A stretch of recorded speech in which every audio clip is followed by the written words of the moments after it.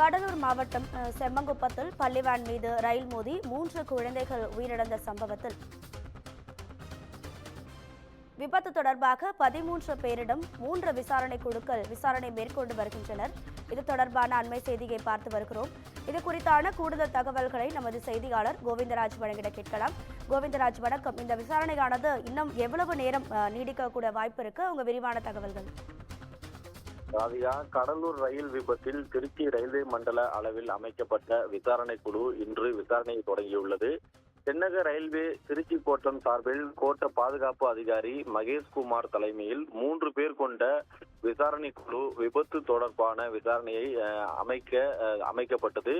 இந்த குழுவினர் விபத்து தொடர்பாக கேட் கீப்பர், லோகோ பைலட், முதுநிலை உதவி லோகோ பைலட், ரயில் மேலாளர், ஆலம்பாக்கம் ரயில் நிலைய 2 மேலாளர்கள், கடலூர் ரயில் நிலைய 1 மேலாளர், கடலூர் இருப்பு பாதை பகுதி பொறியாளர்கள் 2 பேர், ரயில் போக்குவரத்து ஆய்வாளர், திருச்சி கடலூர் பகுதியைச் சேர்ந்த தலா 1 முதன்மை லோகோ ஆய்வாளர், விபத்துக்குள்ளான பள்ளி வாகன ஓட்டுநர் சங்கர் என 13 நபர்களை விசாரணைக்கு நேரில் அழைத்து நோட்டீஸ் அனுப்பி இருந்த நிலையில் கூடுதலாக 2 பேரும் சேர்த்து 15 பேர் வரை விசாரணை நடத்த இந்த குழு திட்டமிட்டிருக்கிறது.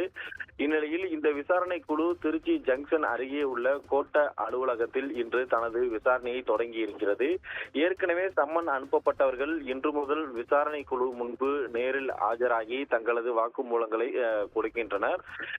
இந்த விபத்து நடந்த சமயத்தில் எந்தெந்த பாதுகாப்பு குறைபாடுகள் இருந்தது என்பது அறிக்கையாக சமர்ப்பிக்கப்படும். மேலும் இந்த விசாரணையானது யார் மீதும் நடவடிக்கை எடுப்பதற்காக இல்லை எனவும் நிர்வாக ரீதியாக நடத்தப்படும் ஒரு விசாரணையே என்றும் ரயில்வே அதிகாரிகள் விளக்கம் கொடுத்திருக்கின்றனர். தற்பொழுது தொடங்கிய விசாரணையானது 1 மணி நேரத்திற்கு மேலாக நடைபெற்று வருகிறது.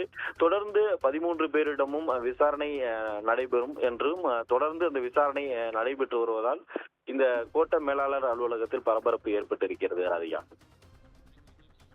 உங்க விரிவான தகவல்களுக்கு நன்றி கோவிந்தராஜ்.